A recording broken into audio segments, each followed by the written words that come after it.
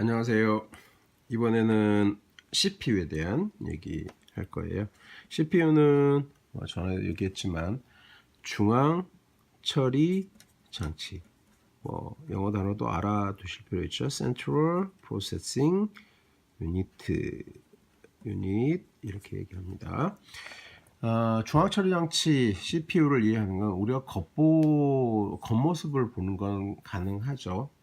근데 실제로 그걸 뜯어서 안에를 들여다보고 이런 것들을 해도 별로 의미가 없고요. 잘 보이지가 않잖아요.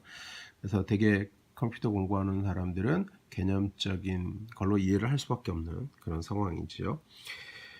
자, CPU를 얘기할 때요. 이 단어를 보면 다 얘기가 되겠지만 사람이 생각하는 부분에 해당한다고 보겠는데요.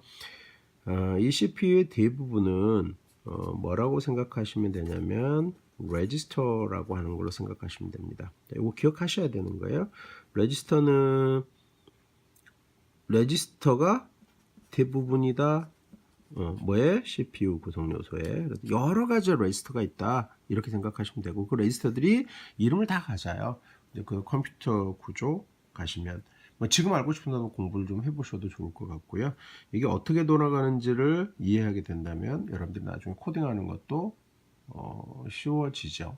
쉽게 얘기해서 내가 자동차에서 엑셀레이터를 밟으면 어떤 개념으로 자동차가 구동이 돼서 속도가 높아진다라고 하는 걸 이해하는 사람과 그렇지 않은 사람 사이에는 차이가 분명히 있겠죠. 그렇게 이해하시면 좋을 것 같아요. 자, 그러면은 레지스터라고 하는 게 뭔지 이 단어 의미부터 알아두셔야 될 것 같은데요. 레지스터는 실제로 이게 이제 구성되는 게 이제 플립플롭이라고 하는 게 있는데요. 그건 나중에 배우시는 걸로 하고요. 일단은 보통 얘기하면 CPU 안에 있는 속도가 지금 현존하는 시스템에서 속도가 가장 빠른 메모리 이렇게 알아두시면 될 것 같고요. 그 다음에 데이터를 임시적으로 기억하고 처리하고 이렇게 하는 장치가 되죠. 그래서 임시 기억하는 장치다 이렇게도 얘기를 합니다. 이건 당연한 거라서, 근데 레지스터를 그냥 임시 기억 장치다 라고만 외우셔서는 안 돼요. 속도가 가장 빠른 메모리로 CPU 안에 대부분이 바로 레지스터이다 라는 개념으로 알아두시면 좋을 것 같아요. 여기다 이제 하나 더 붙이면 이제 플립플롭의 집합 모임이다 라고 하는 것까지 나중에 아셔야 되는데요. 여기서는 그냥 이해하겠는 사람들은 그래요 라고 알아두시고요. 그렇지 않으면 굳이 강요는 하지 않겠습니다. 자, 중앙처리 장치는 크게 나눠서 무엇과 무엇으로 있다 그래요. 어떤 장치를 얘기한다 그랬죠. CPU의 구성 이렇게 타이틀을 달아볼까요? 자, 무엇과 무엇? 네, 하나는 ALU, 이 약자 알아야 되니까 이렇게 썼겠죠. 연산장치라고 줄여서 얘기를 하죠. 연산장치 이렇게 얘기를 하고요. 그 다음에 하나는 제어장치, 컨트롤 유닛, 제어장치 이렇게 얘기를 합니다. 두 개가 CPU 이렇게 얘기가 된 거죠. 자, 제어장치에서는요, 메모리로부터 개념적으로 설명할 거예요. 메모리로부터 뭘 가져오냐면요, 명령어를 가지고 와요. 자, 다시 한번 생각해 봅시다. 폰 노이만형 컴퓨터에는 메모리에 무엇과 무엇을 넣어놓는다고요? 명령어, 무엇을 해라 라고 하는 것과 그 다음에 그 처리해라의 대상이 되는 애들을 넣어놓는다고 했잖아요. 그래서 제어장치는 뭐가냐? 그 명령어에 해당하는 애들만 와요. 그럼 명령어에 해당하는 녀석을 가져다가 뭐래요? 이 제어장치가 독이란 표현을 쓰고 해석을 해봐. 이게 무슨 의미지? 라고 하고 해석을 해보는 거예요. 그리고 해석을 해서 각 장치에게 신호를 내보내요. 컴퓨터의 모든 장치들에게 신호를 내보내서 자, 이것 좀 해줬으면 좋겠는데 라고 지령을 하게 되지요. 자, 이렇게 지령을 하게 되면 거기에 맞춰서 동작들을 하게 되는데요. 예를 들어서가 아니라 이제 넘어올게요. 그런 역할을 하는 게 제어장치고요. 자, ALU는 어떤 거냐면요. 처리 대상이 되는 애들을 가지고 와요. 예를 들어서 뭐 3을 가지고 왔어요. 그 다음에 한쪽에서는 4를 가지고 왔어요. 그러면 이 두 개에 대해서 더하라 라는 제어장치에서 더해라 이런 신호가 와요. 그러면 얘한테 따따따따따 이렇게 신호가 오게 되면 2를 더해서 7이라는 결과를 만들고요. 지금 교수님이 사각형 그린 것들, 이 사각형 그린 것들은 전부 자, 첫 번째 뭐라 그랬죠? 비트 열, 비트 스트링이라고 얘기했고요. 또 다른 식으로는요. 예, 지금 여기서 레지스터라는 표현을 썼잖아요. 레지스터들이에요. 그러니까 비트 스트링, 일정 비트들이 들어가는 공간은 레지스터이고요. 비트 스트링 이렇게 보셔도 돼요.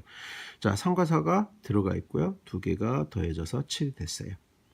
자, 그 다음에 또 필요에 따라서 이걸 저장하세요. 그러면 메모리로 이 7이 이동을 해요. 자, 이렇게 돌아가는 형태를 가지고 있어요. 그래서 자, 자세는 안 그렸는데 자, 그럼 연산장치는 제어장치의 지시를 받아서 뭔가를 진짜 연상하고 판단하는 그런 역할을 하는 것 같아요. 하나 우리 생각 한번 해보죠. 아까 우리 앞에 전 영상에서 어떤 거 얘기했냐면 컴퓨터에는 많은 선들이 있어요. 그 선들을 따라서 이제 세 가지 종류의 뭔가가 흘러간다 그랬죠. 그에 따라서 구분하는 말이 있었죠. 자, 여기 나온 이 선들 뭐라고 해요? 예, 버스예요. 교수님 점선으로 그려놓고 플러스 더하기 하세요 라는 신호가 이쪽에 왔어 이렇게 가정을 한다면 이 선, 점선으로 그려진 이 선을 뭐라 그러죠? 문제 제어 버스 그러는 거예요. 그렇죠? 그렇게 보시면 돼요.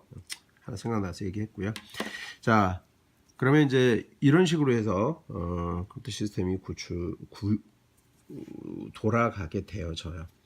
그러면 한번 교수님이 이렇게 해볼게요. 여기서 알아야 될 용어를 하나 추가하고 그 다음에 하나 얘기를 해볼게요. 이 중에서요 ALU에 있는 장치 하나만 기억을 할게요. 이거 레지스터라고 했는데요. 그 레지스터 중에서 재밌는 녀석이 있어요. 자, 요 녀석이라고 가정할게요. 요 녀석이라고 해도 되겠지만 자, accumulator 우리말로는 누산기라고 기억하도록 합시다. 이거 accumulator라고 하는 스펠링은 여러분들이 좀 찾아주세요. 하는 녀석이 있어요. 뭐 하는 녀석이냐면요. 연산장치에 있는 레지스터 중에 하나예요. 연산장치에 있는 레지스터 중에 하나예요. 근데 재밌는 건요. 항상 연산에 참여해요. 연산에 참여하는 레지스터이고요. 그 다음에 그 연산 결과를 항상 영상 결과를 저장하게 되는 받아들이게 되는 그러한 레지스터예요. 자, 그러면 여기서 보면은 교수님이 3, 4 더해서 7이 여기 들어왔어요 그랬는데요. 실제는 이 첼은요 3을 밀어내고 여기에 7이 들어오게 됩니다. 3이 7로 바뀌게 돼요. 어큐뮬레이터가요 그런 역할을 해요. 꼭 이거 알아두세요. ALU에는 특별한 레지스터 하나가 있는데 항상 연산에 참여하고 그 연산 결과를 항상 저장하는 레지스터가 있더라. 걔를 어큐뮬레이터 누산기라고 하더라. 이렇게 알아두시면 될 것 같고요. 얘네들을 한번 돌아가는 거 한번 생각해 볼게요. 자, 그렇게 하기 위해서 우리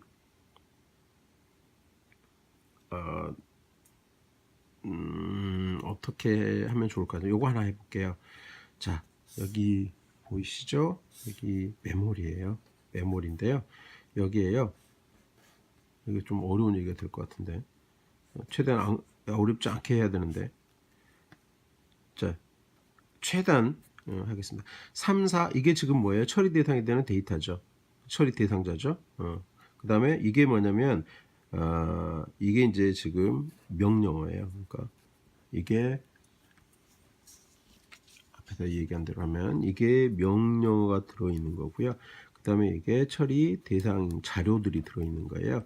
그래서 폰도메인 컴퓨터는 명령어와 처리 대상자 데이터들을 순차적으로 놓고 이랬잖아요. 그래서 지금 현재는 이 명령을 가지고 갈 거예요. 이 명령 어떻게 생겼냐면요. 우리 앞에서 얘기했죠. 교수님 add 이랬잖아요. add 3, 4 실제로는 이렇게 간단하게 얘기하겠어요. 이렇게 하는 거예요. 나중에 컴퓨터 구조 가면 좀 더 다르게 배우실 거예요. 자, add해서 얘를 가지고 와요. 그러면 얘가 뭐냐면 add 3, 4가 여기 와요. 명령을 가지고 온 거예요. 이게 무슨 뜻이지? 해석을 해봤더니 더하래요. 뭐예요? 3과 4를요. 그래서요. 아, 그 말이구나. 그럼 여기에 각 신호들이 이제 제어 신호들이 바삐 움직여서요. 여기다가 3과 4를 전해주게 돼요. 그러면 어큐뮬레이트에 3이 하나 들어가고 또 다른 데이터 레지스터에 4가 하나 들어가요. 그래서 두 개가 준비가 되면 이제 더하세요 하고 제어 신호가 왔죠. 그래서 어큐뮬레이트에 다시 7이라는 결과가 들어왔어요. 그러면 적당하게 옮겨졌다고 가정합시다. 그러면 이 7이 다시 이제 어디로 와요? 메모리로 와서 저장되게 되세요. 3, 4, 그 다음에 어느 공간, 빈 공간인가 7이 저장되게 돼요.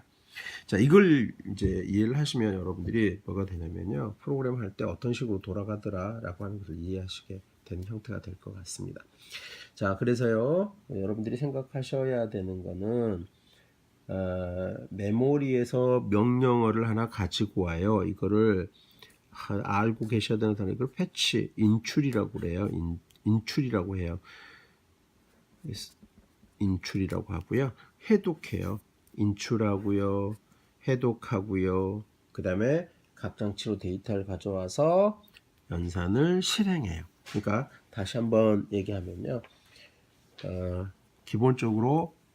기본적인 모양새가 어떻게 된다는 거냐면 CPU는 자, 명령어를 가져와요.